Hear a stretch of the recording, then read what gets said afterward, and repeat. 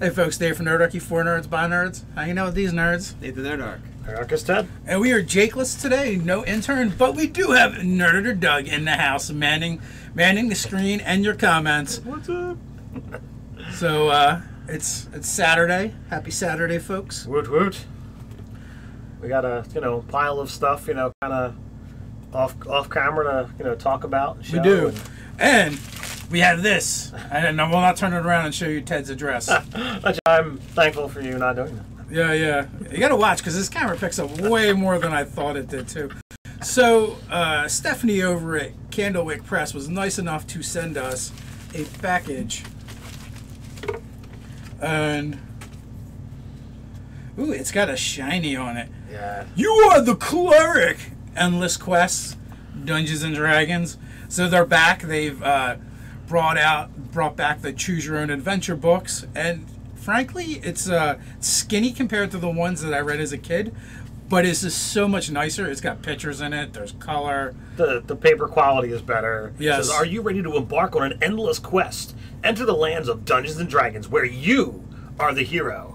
So these are Choose Your Own Adventure books. They're designed for like 10 to 12-year-olds to get people into D&D and reading. Reading's good too. Absolutely. And there's... Why do you hate reading, Ted? I love reading. But like the plan is for them to do all of the basic character classes, and they're starting off with the 4 essential: cleric, fighter, wizard, and rogue. So those are the ones that are going to come out first. I believe like this is just a pre-copy. They're not out yet. Yeah, but you can pre-order it. There's a link to Amazon in the description, as there always is, if you want to help support Nerdarchy and grab a book that you may want to read. Cleric Campaign. The Harpers have lost one of their own, a legendary adventurer named Artis Simbar, keeper of the artifact known as the Ring of Winter. They've hired you to travel to the jungle-clad land of Cholt and find him. If only you can manage it before the frost giants hunting for him do, and before the zombies that infest the land get you. Welcome to the jungle, baby. You're gonna die! Alright, so my Axl Rose impersonation is not a good one. Matt, the writer is Matt Forbeck, and I think we met that dude, Doug, at the party we went to for Peter Atkinson at Gen Con. Nice. Yeah, he definitely said he wrote the Endless Quest Adventures, and his name might have been Matt. I'm not entirely sure. But, yeah, the art is kind of kick-ass in here. I think this is cool. Veggie Pygmy and Tyrannosaurus Rex and dinosaur racing. I wonder if that's one of the options. You can do some dinosaur racing while you're in That'd be pretty cool. So anyway, I want to thank Stephanie for sending this to us, and it's pretty cool. It'll probably go in the giveaway pile, or Ted will have his kids read it. One or the other. Possibly both. Possibly both. It may be lightly loved by the time it reaches you. So we will add that to the pile. But my son is obsessed with D&D and likes Choose Your Own Adventure stuff. So yeah, we'll see if he has any interest. Absolutely, he can write a review. Go put that I liked on the it. site. It had dinosaurs, and you could ride them. Yeah, the end. Perfect. Way to go. So what is our quest and adventures called today? Something about the mysterious cube. Mysterious cube. Because mysterious cubes have arrived. Like they came to Ted's house hovering in the air. It was pretty cool. Like old school Doctor Who style. And I'm wondering whether the FedEx guy was angry at having to deliver 3 of these things. Yeah, it's like almost 100 pounds. It's 29 pounds, as it says on the box. Yeah. And we got 3 of them, so. Ooh, So we're gonna keep one, and we're gonna give 2 away at some point. At some point, we also have our monthly giveaway because it is the first Saturday of the month. So we will, show off what we're giving away and who's going to get it sometime before the end of the stream. I also have to announce the players in my game. Sadly, I haven't picked the date yet, but I will list off the names of the players, and then figure that out this week, and then mail everybody and let them know when the game's going to be, and see who can make it. Bam, sweet. Is there anything? Oh. Go ahead. What are you going to say? Go ahead. Oh, we got a Kickstarter that's a friend of ours is doing, and that we'll talk about today as well. Nice. We talked about that on Saver Dice as well. For the Court of Worms, we're like halfway done Court of Worms now, and soon we'll be getting to the next campaign in another 3 weeks. So I'm excited about that. Taking a break? Is there stuff going on? No. We're going to do... Oh, so in 3 weeks it'll wrap up. Yeah, 3 weeks. We're at the halfway mark. In 3 weeks, we'll wrap up. And then we're going to go into the new season. Guy from Be a Better Game Master will be GMing that session. He's got a really cool world that I just started looking at ever so slightly last night. The rest of the information came in either late last night or this morning. So I haven't had a chance to look over it yet. Made up a character already. Circle of the Moon, human variant druid. It's actually very similar to a build we recently did, to be honest with you, other than he's human and not something else. Right. So that's going to be fun to play. I'm definitely doing with the raised by owlbears or something. Nice. Or wolves or whatever he'll let me be raised by. I like the raised by owlbears. That's pretty cool. I did an article that it hasn't gone up yet, but it'll be sometime in the next couple of weeks. Legendary Games did a thing called Forest Kingdom as a campaign guide, and one of the things in that book under magic items is owlbear dander. Oh. You should look into seeing if you can get some of that stuff, because it's pretty amusing. Oh, man. What if you're allergic to owlbear dander? That's gonna be awful. Well, they're not very common, I think. So you'd be okay as long as they're not at your house. So you eventually have to say goodbye. Well, he's got the dander. That's what you're usually allergic to. Animal dander, not the fur or the animals themselves. But Nerder Doug says there's a question in the chat. Yep, got a question from Bernardo Torres. A good way to add epic levels on a balanced way so we can keep going infinitely on the campaign. That is tricky. So there's what is it? C2C. What is the name of the company? Do you know the name of the company? We've had them on the show a couple. 2CC. 2CC. They actually did a Kickstarter, successfully funded it for another 10 levels. So I don't know if that'll get you indefinitely playing D&D, but it would give you a jumping off point, as well as you could just grant the epic boons when they hit those levels until you run out of epic boons or start making up your own. So the things that you can already look at, technically, if you set the game to you cannot multi-class until you hit level 20, you then are able to take another class. You could then begin adding stuff like that.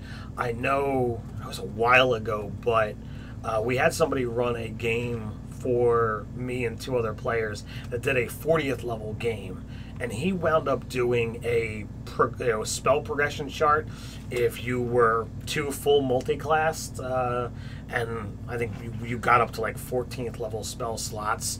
It'd be a bit tricky if you are adding multiple spell casting, but that was a way that he did it, because this way you aren't getting I have to start back at 1 for spells, and you wouldn't just be bombarded with spell slots. You could really up those high level stuff and be I'm going to take this fireball to 14th level and do all kinds of craziness there. Well, that being said, we've been playing our game for...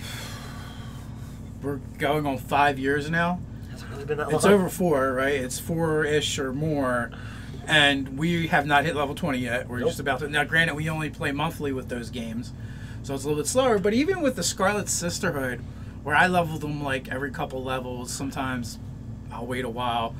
We're in the final arc. Their final arc. I think we've got 2 sessions left.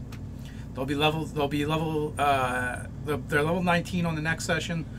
The one after that, they'll be 20. We'll play 1 session at level 20. That'll be the end of that game. And that's been just over a year, and that's been basically a weekly game. And they didn't start at first level. They started 5th or 6th when we started the campaign. If I remember correctly, I think this past week was session 64. Yeah. So if you're going to have a 67-ish, that's a pretty potent run. And had we started from level 1, right, you could easily have added 10 more sessions to that. So that's almost a year and a quarter or something. Year and a quarter to a year and a half worth of play that you could stretch out on a weekly basis. And that's just 20 sessions. So my question from Bernard is, what level are your players now, and how long have you been playing? That's why I also like doing... What we do is not actually milestone leveling, though that it would be another way of doing it. We just kind of arbitrate when we want want them to level. And I think me and you've been kind of doing similar, where it's like every other level or so. Every other session, yeah. Yeah, every other session or so we level them up. Scarlet Sisterhood's a little bit different because it's a shorter game, so sometimes I might go anywhere from 2 to 4 sessions before they level. And there's sometimes too that when you're playing, you do need to factor in, okay, well, have they done something significant? I'm not looking for, especially if you're talking about only one session a month. You could run a game legitimately for 8 years for a 20th level arc at that kind of play, because what's the chances that you're going to hit something that would be considered a milestone in 2 to 3 sessions? But the problem is like, are you going to get player buy-in? Over the course of my game, I've lost more players in the game, more players at the table than I currently have, because some of them rage quit, some of them decide that they're not going to play anymore, some people move, some people decide that they can't make those time commitments anymore, and all of these things attribute. So I'm like, I can't say, are you going to commit to this game for 8 years? But I could absolutely get that kind of arc, and I could do things that I would really enjoy doing as a game master. I'd love to do a multi-session dungeon crawl and be like, okay, well, you're not going to level until you finish this dungeon, and I could be fine with that. But for the condensed time frame that we've been doing these games, it just doesn't work. I don't know, Ted. I've only lost 2 players. And from my game that I have, I've done like twice monthly, once a month, and they're like not even 7th level yet, and it's been over a year. So think about it. It might take a year just to get to that level that you started at when you started 6th. So I feel like too, like sometimes people they feel like they need to rush advancing the levels and kind of like blow through the sessions, which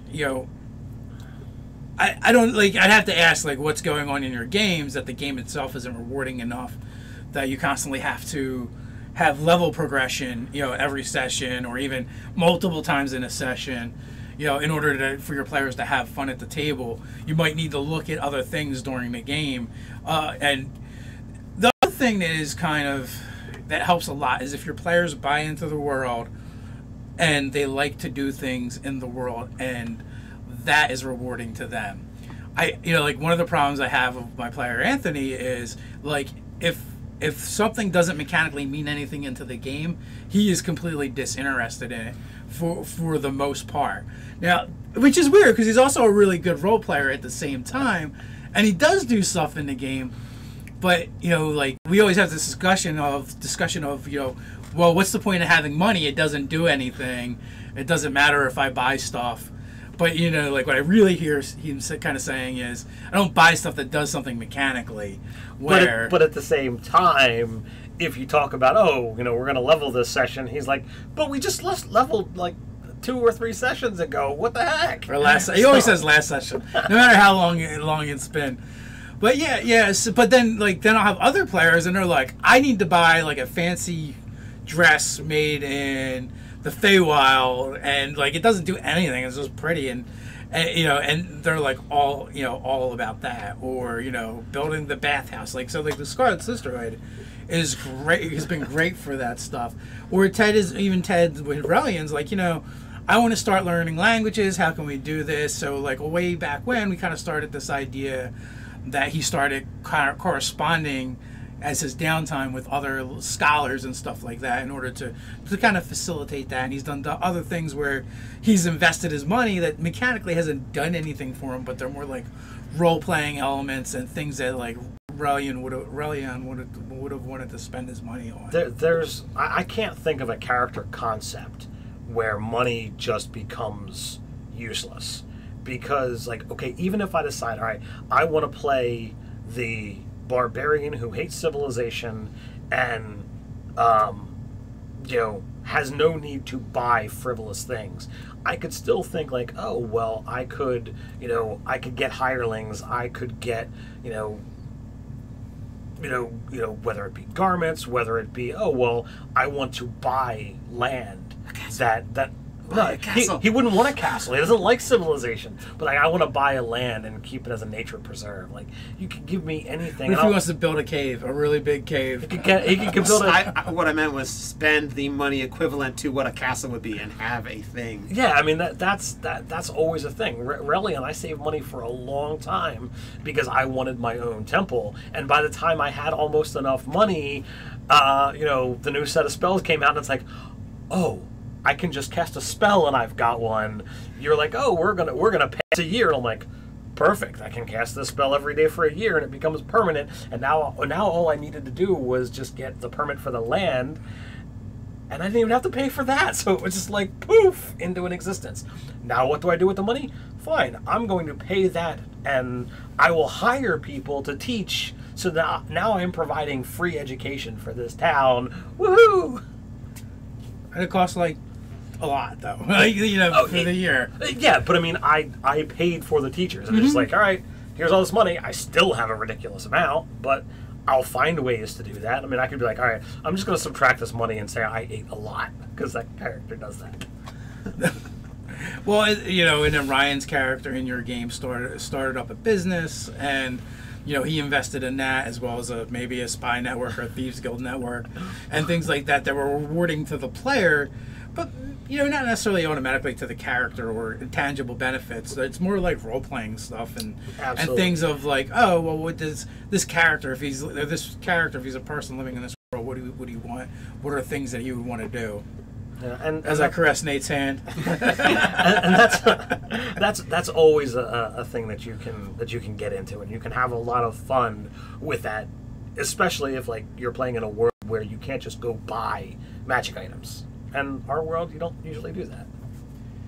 So we did an impromptu poll for the upcoming Save or Dice campaign. Dave, should you use your reptilian voice or your gruff voice? Jose Suarez says you should use your gruff voice. James Leslie says you should come up with a new voice that is goblinish. For my human. I was thinking maybe a growly voice, but maybe I might use animal noises a lot, because if I want to do kind of like Albert. Well, raised by animals and lives in the nature, so he may punctuate a lot of his speech with animal noises. We got a couple other questions. Deacon Shaw says he loves us, asks, have any of you ever played a drow? Long time ago. I don't know. Second edition. Yeah, I think so too. Fought with 2 long swords. There was an answer to your question back to Bernardo. He said they are level 10, they play for 6 months, but they are looking to keep going more and more so they can start their real goal of monster hunting demigods or gods. I'm not touching that one. There was another question for Well, that Nate. wasn't a question anyway. That was more of a statement. All right. Yeah, well, you had asked him about it. There was a question for Nate, but let me find it here. Oh, I got it. You got it? I replied to it. Oh, okay. Got a player trying to get a heads up on tonight's game. None of your goddamn business. You didn't trick me. I know it's your job. So what do we want to do now? Do we want to start pulling stuff out? Well, I'm going to give stuff away. All right, I'm gonna. We got enough into the stream now. Atmar's Cardography. The link, is that in the description below, or did that move to? No, it's in the description. All right, so Brian Colin from Creature Creations, Norse Foundry. They've got this awesome Kickstarter going to get these adventure decks. The cards are designed that you can either lay them out and here's the full dungeon, or you could totally just shuffle it up and randomly draw and put together your dungeon as you're playing. Each deck comes with a complete PDF of a full pre-written adventure. It's awesome. As you guys, gals out there know, we don't tend to do pre-written adventures, but just for I want to randomly put a dungeon together, these things are amazing. I use them in my game this past Tuesday to randomly build a dungeon, and I use the card backs to cover up what they haven't explored yet. So I was able to take the bottom half of the deck, and I'd flip over a card or two as they move, and I would just slowly slide the card backs along as they explore, and had a lot of fun with it. So I highly recommend, if if this is at all appealing or interesting, go check out the Kickstarter. They have 2 decks that are already out and available. He's looking to unlock another 3 decks. It's already funded. They're moving towards, you know, I think the 3rd stretch goal at this time. I don't think I've looked this morning yet, but they've unlocked you know, magic items. They're looking to unlock monsters. There are aluminum anodized dice that are specific to this you know, Kickstarter. That's the only way to get them. You can get them for Fate or as just a basic D6. It's really cool. I've already backed it. I'm looking forward to getting more. Yeah, it's worth mentioning that the PDFs, they're for 5th edition Dungeons & Dragons and Fate. So whether you play either system, it's set in the world of Revlo, I believe. Is that correct? Yeah. Actually, Nerdarchy Doug has worked on this project a little bit. Also correct? Yep. So his face is on his mug is on the Kickstarter. Yeah. They're like, well, we were going to back it. It doesn't say Nerdarchy Doug, though. No. Yeah, so, you know, so I like it in the sense that I like the way they have it set up, and that's how I would run it, is where you make your dungeon and you lay it out on the table where your players are, and you flip them so the backs are up, right? And then just as they explore, all you do is flip the cards, you know, depending on which way they go. So you can kind of arrange the dungeon however you want. I think that's a pretty cool premise. They need some. They just need. No, it'd be cool to have some blank cards, not to fill in, but just so you can have dead space. So if you just wanted to do like a square. That's one of the stretch goals. I think was dead end rooms. No, well, it was dead end rooms. He's talking about just blank cards. Saying like, oh, this is solid wall here, kind of deal. But no, it is a cool idea. I think it'd be super useful. You know, I'm in my own games. I'm usually not into a lot of stuff that's like gimmicky, but this is like super helpful. Like if you just want something to run, especially like if you're doing convention games or something like that. Yeah, I got this at out of the RPG crate, my first one, and you know, I got spoiled, or I had it spoiled that the second one is coming in, you know, this month's RPG crate. So like, and now that spoiled it all for you as well. So like, I got excited, you know, when Brian was telling me about that, because I'm like, all right, I know I'm going to get it, and I got to explore it and play around with it. The stuff that he does is awesome, and looking at that, he's got unique creatures that come with it that are unique to Revelo. Getting access to the material knows, okay, well, now I've got, besides the cards, you get an adventure, and you're getting new stat blocks, you're getting new magic items, and for the price point on each. Do you have access to the PDF? I do. Okay, it's free. Oh, the PDF is free. Nice. So you just need the cards to go along with the PDF. I didn't know if it was out or not. Or not. Yeah. You can go to the website and get access to it, and it really is amazing. And the PDF, does it use the art from Brian's sculptures? Nice. So it's a really well put together thing between, you know, Norse Foundry and Creature Creations. And you know the monsters are going to be correct and tight because Nerdarchy Doug edited them himself. It's true. And there's secret hidden mysteries between the dungeons too, so they're not completely standalone. Oh, there's a connection. That's pretty cool. Yeah, so I imagine at some point we're going to get a Revlo campaign setting. That would be pretty sweet. I know he did the art book. I don't remember if he attached something to that or not for gaming. I know he'd been working on Fate a lot in the beginning, and then he was going to do 5th edition as well. I know we did a bunch of creatures stat blocks for all the creatures, so that might. I don't know if it was for that or for the cardography. All I know is that somewhere in Revelo there's going to be a creature at some point in time named after me, because I'm actually a Patreon supporter of Creature Curations now. Oh, nice. Could it be a Dinosaurus Rex? So I don't get any say on what it is, but if he does a bust on it, I'm probably gonna have to pick that up too. You hear that, Brian? If you're watching, easy sell. He's in DragonCon this week. He is so currently at go DragonCon. check out his booth if you're at DragonCon. We got a question from Billy Davis. Do you guys plan on doing a campaign in Starfinder or any other systems beyond 5e? We have a Star Wars game that's like kind of goes up periodically. We've played Gamma World. We've played Shadowrun with Cypher System. We did another Star Wars game. That's all up. Yeah, that stuff's all up there. I ran a 13 episode arc of Open Legend. We did 2 seasons of Marvel Phase Rip. So for a while we were doing 3 sessions a month, each with a different GM. Dave's 5th edition game, my 5th edition game, and then we had another GM who was always doing something that was not 5e. Sadly, some things have fallen off with that schedule, and at some point in time we will probably try and pick it up, maybe. But there's different things out there that we would like to do, and it's just a matter of, are we going to make it happen? There is currently some on-again, off-again talk of either a one-shot or a multi-session arc for the Pathfinder playtest material for the 2nd edition. So that's up in the air. I don't know, you guys and gals out there want us to do something like that.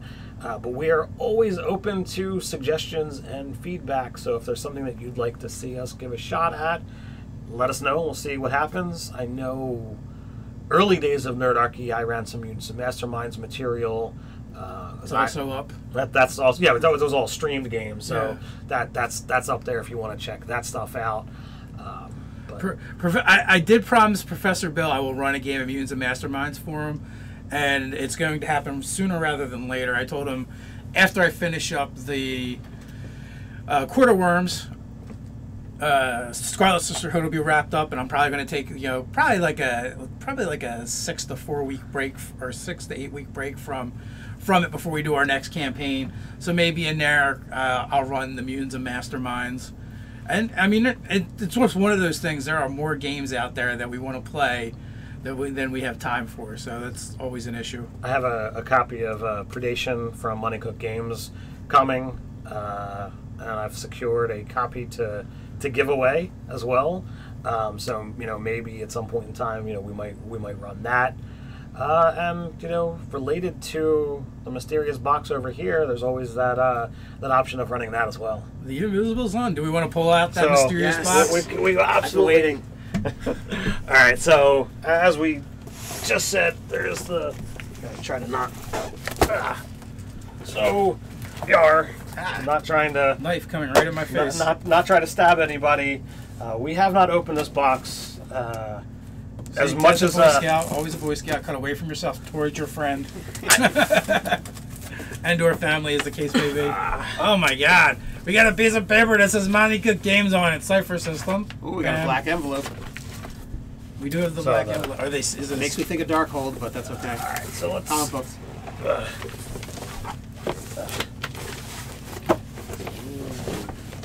Does this say green on it?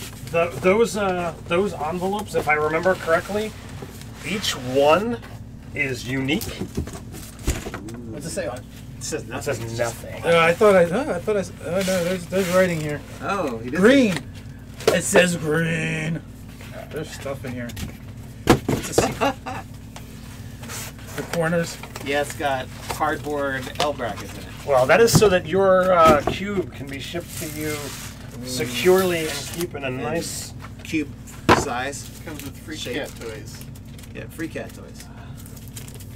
So, where is the... It's out there. Oh, there you go. Man, it's got some heft to it. Oh, yeah, you gotta face it this way. Like, Yeah, you can see it. Yeah, show that off a little bit. That's sweet. So, how does this thing... It seemed like... Whoa! Oh my God, and it's got a string thingy. So here's... Oh, there we go. I got it. You got it?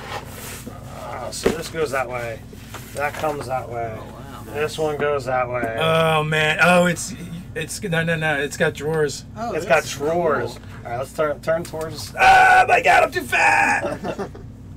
Gotta turn a little bit more. All right, there we go. So you've got... so GM's envelope is written here. Ooh. And we got... it's cubes!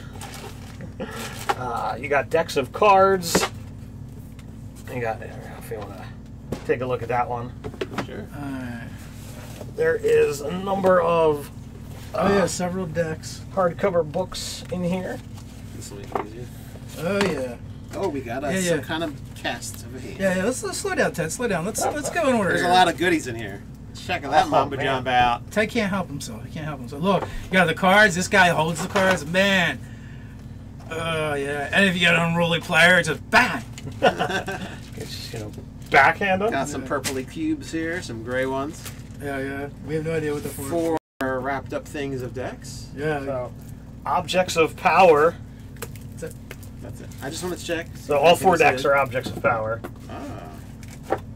Power.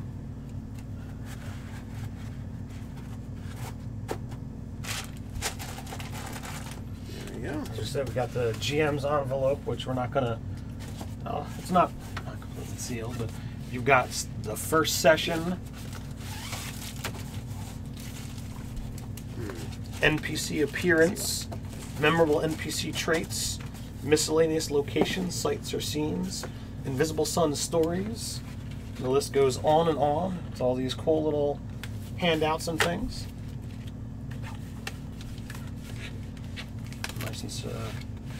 Nice and neat. We could probably put the drawer right back in, right? Yes. Wow. It's just one drawer. So now they have a, I'm probably going to pronounce the name incorrectly, but there's like a Vizele or something along those lines that you can get for Invisible Sun that's supposed to be like a player's kit. So you get dice and some objects as a player, and then with that comes a gift card that you can give to your GM so that you can be able to buy, so that they can buy the cube. So this is the props envelope. You got dice, all kinds of different cards and coasters in that drawer. You guys want to take a gander there.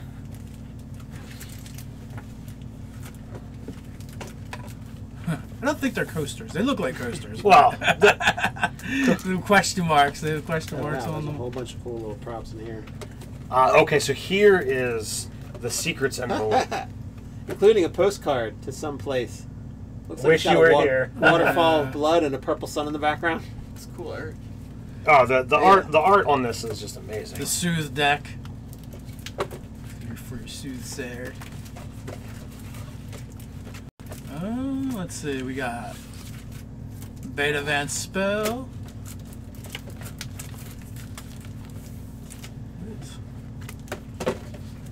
Oh yeah. There's a cloth that gets unfolded, and that's what you lay everything out on.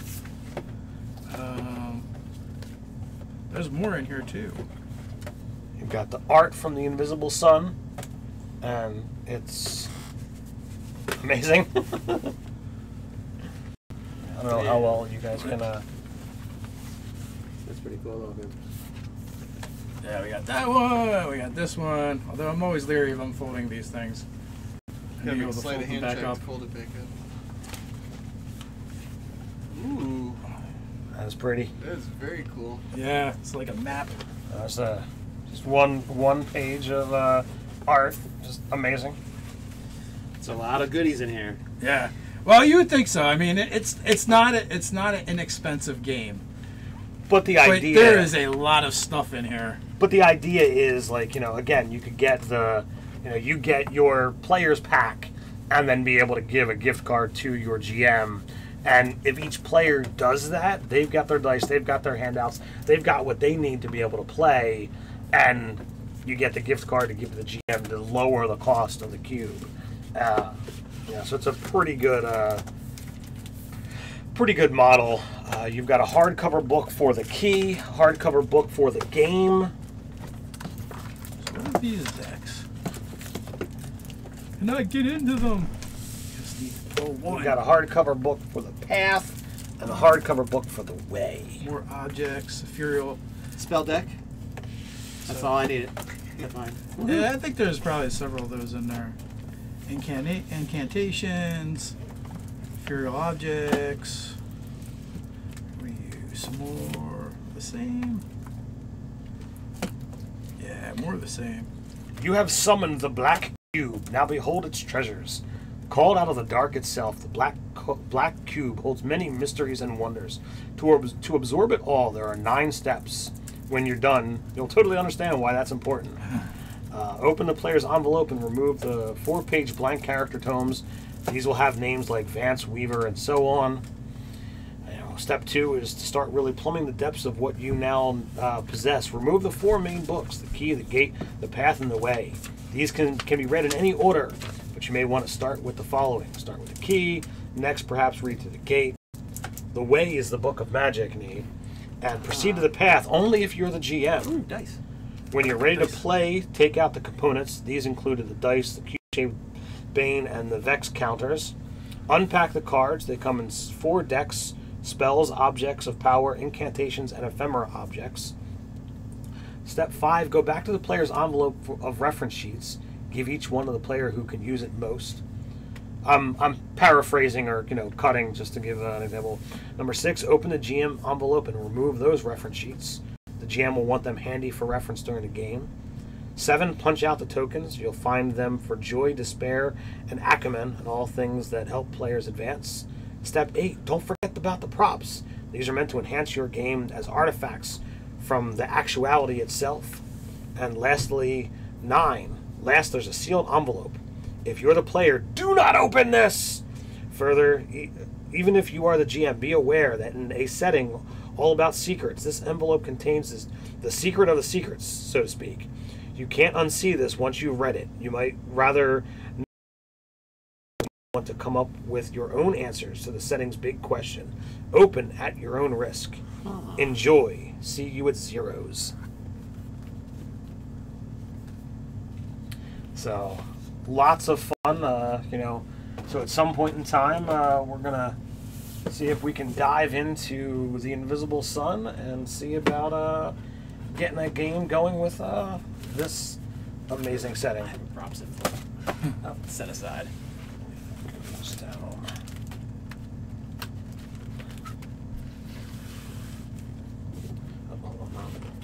Still adjusting here.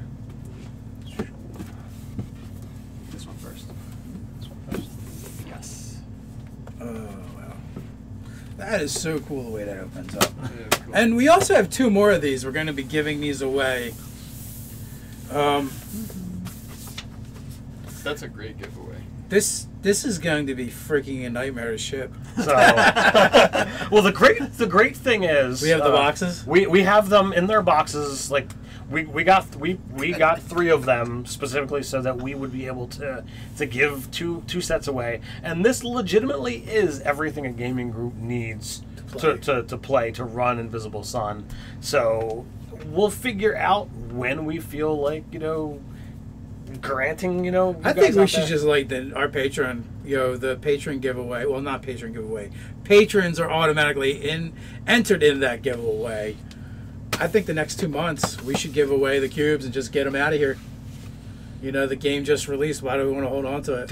Hey, I got no qualms about that. So if I think we should get a game started and then give them away. Yeah, that could take a while though, and That's true. let's face it. If we say that our next patron giveaway is this, that's a month away. Oh, that's true. So both of them out the door in 60 days. So hurry up and get the game going, and we will play in it. And there you go. And then you'll be if in that line means I'm for- going to need to read this, then I have to take it home There you go. with a You're gonna need, forklift or a hand read something. you're gonna need a valet. The intern's here today. All right, we'll shift this guy off to the side for right now, and dear Lord. Yeah, we also have to give away our next giveaway as well for our patrons, and our giveaways are usually $50 to $250, as the case may be. Actually, I don't remember. The how retail much. is $300. Oh, $300, nice. Yeah, So, so you could be a but- patron for a long time if you win that, and you're gonna get your money's worth. So there you go. Dave is announcing that we're in September now, so October, November Cubes. we'll give them out. Plus, I'm sure Ted doesn't want them taking up tons of space in his basement as well. It's true. As I said, I wonder if the FedEx guy had an aneurysm when he's like, I gotta carry 90 pounds of this. Well, guy. even worse, it's like, it's dense, right? So you look at it and it's like, okay, it's not that big of a box, and then like, the amount of the weight for the space. But as you guys just, got a brief glimpse into what is in these cubes, I think it's pretty awesome. And like we said, we got 2 of them to give away. So our monthly giveaways are not associated with YouTube or Patreon in any way. There is a place on the website, under the contests section. You can go fill out a form, mail it in. Easiest way is just go sign up for Patreon. Even $1 a month gets you an automatic entry into that. I take all of the manual entries that go to our P.O. box as well as the patrons. I put it in a little Excel spreadsheet. I pull the magic random number generator, and out pops a name. And first week of every month, we announce who that's going to be. So the first Saturday in October and first Saturday in November, we will announce who gets one of those cubes sent to them. Nice. So along with that, this month we are going to be giving away a copy of Gods and Goddesses from Jetpack 7. It's a 5th edition supplement. It's really cool. There's an open copy over there, Nate, if you want to be able to take a look. As well as from Metalweave Games, Atlas Anomalia. This is another one of those things that we bought extra copies so that we can be able to give it to you. The stats for 5th edition are not out yet for Atlas Anomalia, but at some point in time, I will keep a list of everyone that I've gotten a copy, that I've given a copy away this to, and when I have those stats, I will forward it in your direction. So what it is, it's actually an art book, and they're all variants on popular monsters in 5th edition. You'll have this. There's no stats, no game stuff in here whatsoever. Actually, I don't know what's in here. I haven't looked at my own yet, although I have a copy. There's one that's open. Yeah, so I don't know if they're monster ecologies. Yeah, they are. Rumors and legends. There's kind of a write-up on each one of the creatures. So you essentially have something like a displacer beast, and then, what if they were in an Arctic region? What if they were in this region? So you've got all of these awesome terrain variants. I think the book is amazing, and the great thing is you could literally hand the book to your players, and it's not going to give them any mechanical information because the stat book is a PDF supplement. Again, that's not out yet. We talked to at Gen Con Andreas Walters as well as Sarah Dollinger. The chimeras in there are pretty Undersea cool. Chimera. We talked about this book, and it was a lot of fun to have these conversations with each of them respectfully. And then to see the book in hand, it was kind of great. I came back from Gen Con and the books were here, so I was like, ooh, finally I get to have my own copy. Maybe you're wondering about the pygmy bullet or the marsh bullet, maybe a rock bullet or the Arctic bullet. My favorite thing in the book, I love Displacer Beasts. Still can't figure out why, but the Arctic Displacer Beast is badass. You got blue basilisk, crested basilisks, gliding basilisk. So with the Gila basilisk, with the basilisk, they just took a variety of different lizard creatures and said, okay, well, how can I turn a gecko or an iguana or crested lizard, as the case may be, and have that be the basilisk? So it's pretty cool.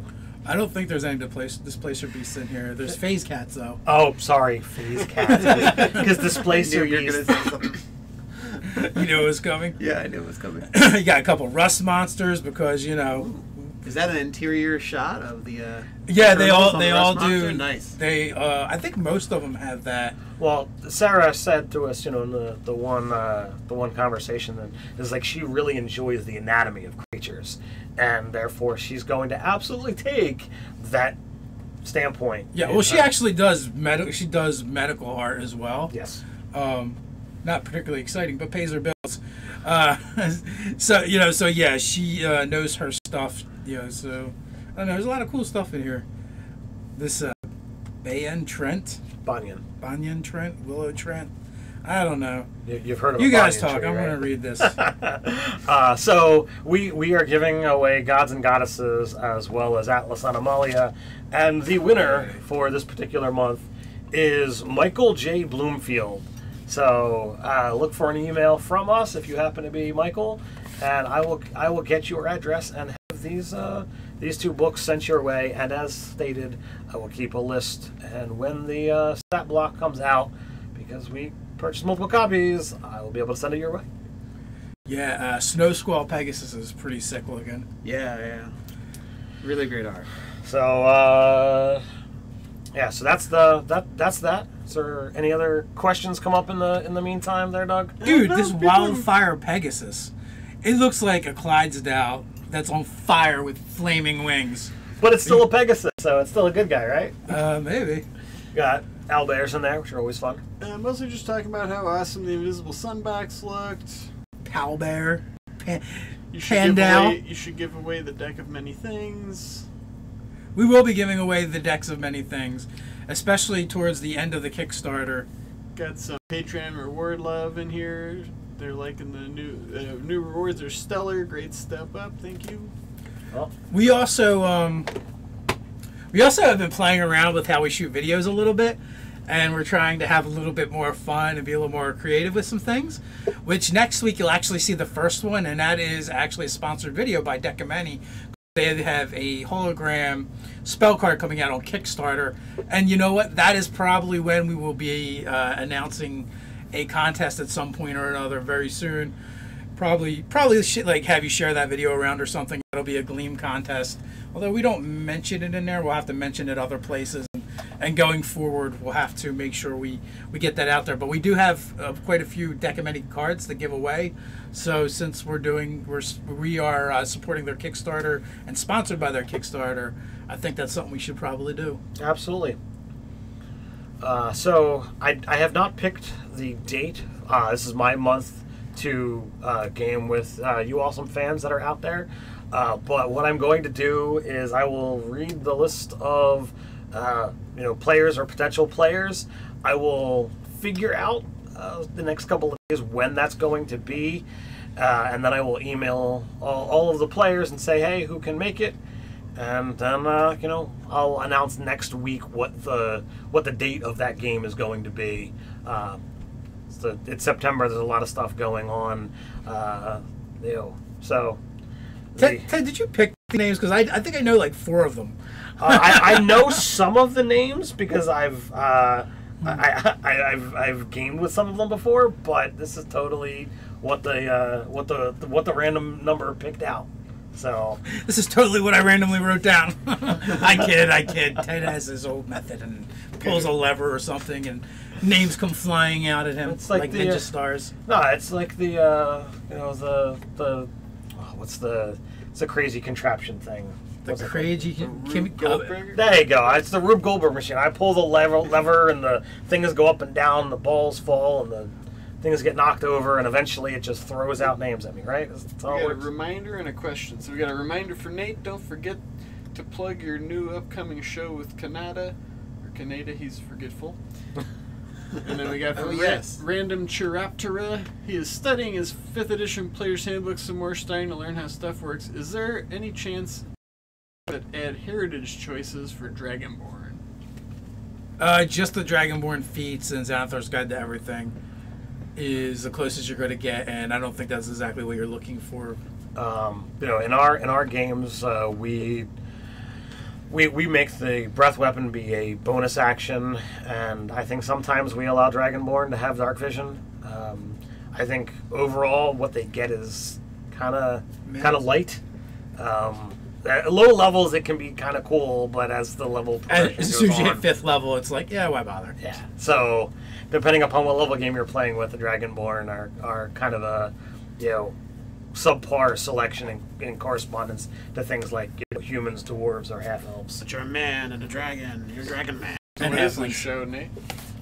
Oh, so doing a evening show, Mondays 9 p.m. Eastern Standard Time. Basically, be doing like weekly one shot where we're going to be talking about adventure path. We're going to be talking about monsters, anything else we want to include in the adventure path, and that's going to be kind of like a creative process that will be heavily relying on D&D Beyond for a lot of the rules checks and things. And that's going to be every Monday? Yes. On Awesome. YouTube. Yes. So the players for my undetermined date game, but sometime in September, is El Yoon, James Hansen, Tendick, Derek Landers, Patrick Wall, Ozzy Arcane, Sean Laurent Thomas, Matthew Moore, Scott Beckard, and Carl Matson. So if any of those happen to be you, I will be reaching out to you shortly. So we've met at least 2 of these people in person. Cool. Do you know which ones you've met, Ted? I know I've met Sean because we met him In LA. In LA. And then Elune. We've met Elune as well in Ohio. Oh, is that Ellie? Ellie, that is Ellie. Okay. I know I've gamed with Scott Beckard before. Don't know if Derek Landers is the Derek that I've gamed with before as well, and is. I'm not certain if I've gamed with Matthew Moore or not as well. There's several Matthews that we've, met either in person or online. So. It is true. So those people, Ted will be reaching out to you for that game. Good luck.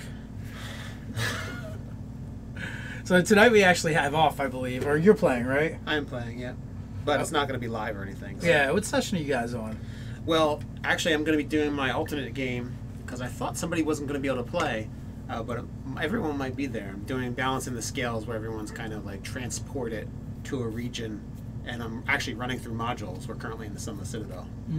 So I decided to I've taken all of the modules and kind of organized them into a structure and like weave some of my own plots to connect them together.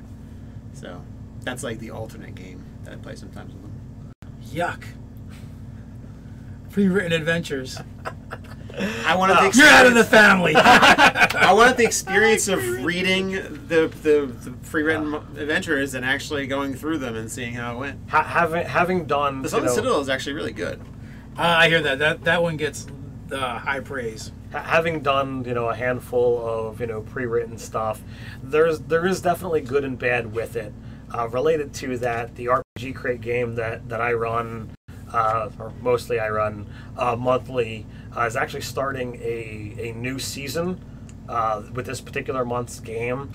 They're starting with what Chris is calling Season 3, because he's going into the 3rd year. So all of the encounters, or all of the material that he's writing, is now going to be completely linked together. So it's going to be starting as a level 1 game. We're actually going to be using reoccurring characters. So they'll start at level 1, and they're going to keep those characters throughout. Each game they will progress a level, so that they'll be level 12, level 13 by the end of it this time next year.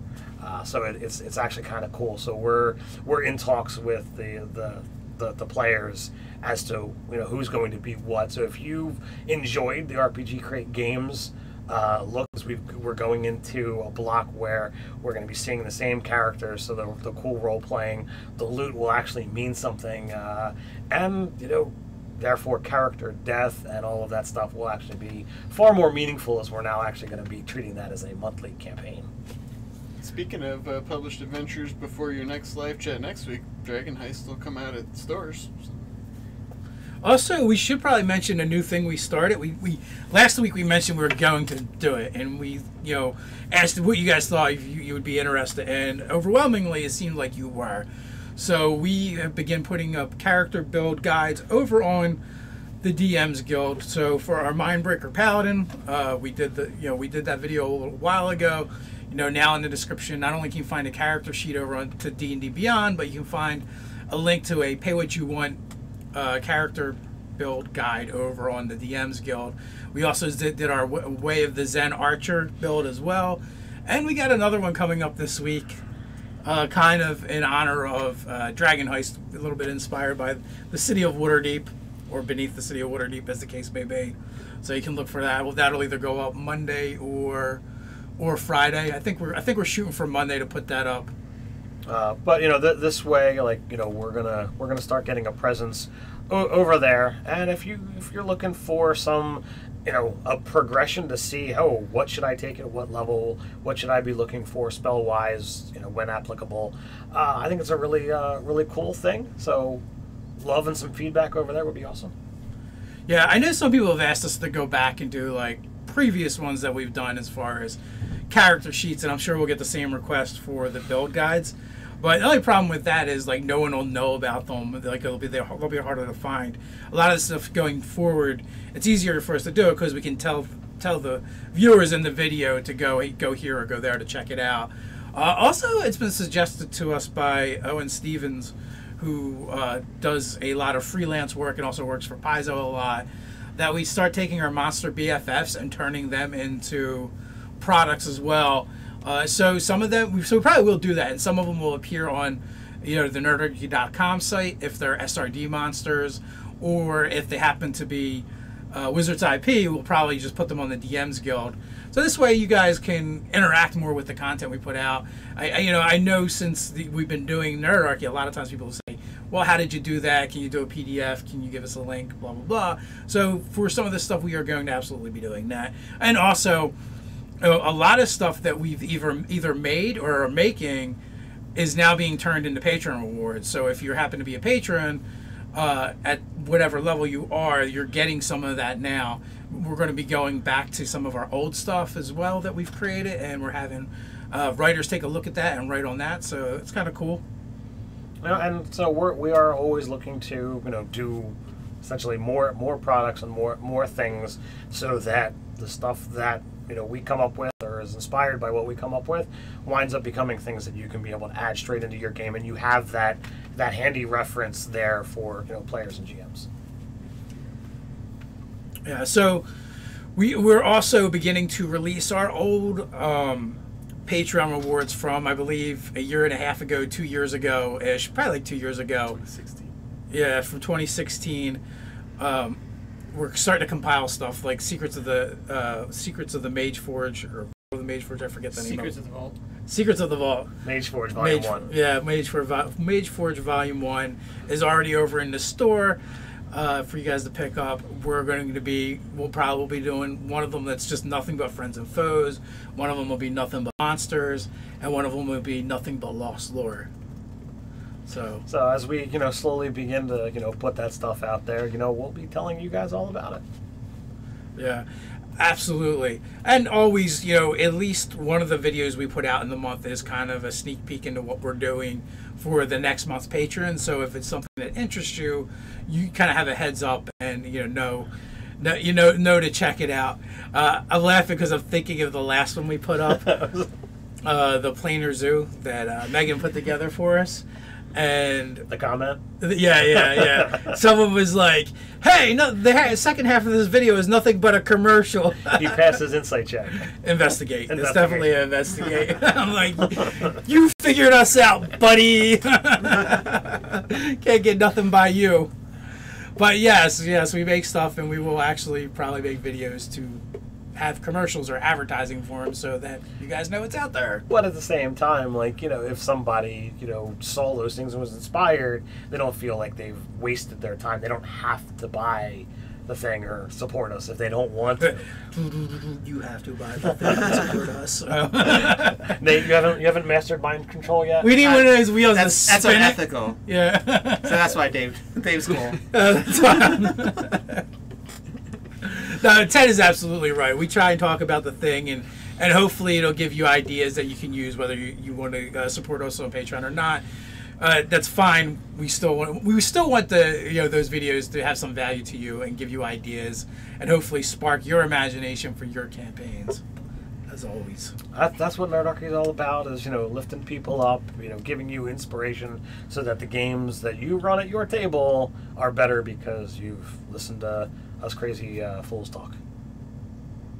Or worse, maybe. And something. They're different. They're different. Either borrowed something from ours or became inspired yourself and whipped up something. Yeah, I mean, really, Nerdarchy is like... I remember I used to have these stupid jobs where I have to drive all over, and I even got in trouble one time because I would just call Ted up and we'd just talk about D&D for hours. and I got called to my boss's office. And at first he called like me and one of the other guys in, and because he read the line wrong, so he thought I was calling like his house or something, like for hours on end. He's like, dude, what are you doing? Talking to my wife? I'm like, no. And then he figured out, I'm like, oh. And then yeah, so I got in trouble and had to pay like the phone bill for the job because of talking D&D all the time. But screw you now, buddy, because now I talk D&D all the time. It's my job. The number of times that my sister has, complained that it's like, you spend more time talking to Ted than you do me. It's like, yeah. D&D, it's not my fault. So tell her there's a way to fix that. So essentially what I'm saying is, these are conversations we've been having for decades. We just turn on a camera now and talk about them. Yep. So I guess that's it for today, man. Go out there, have some games, have fun, and until next time, Stay nerdy.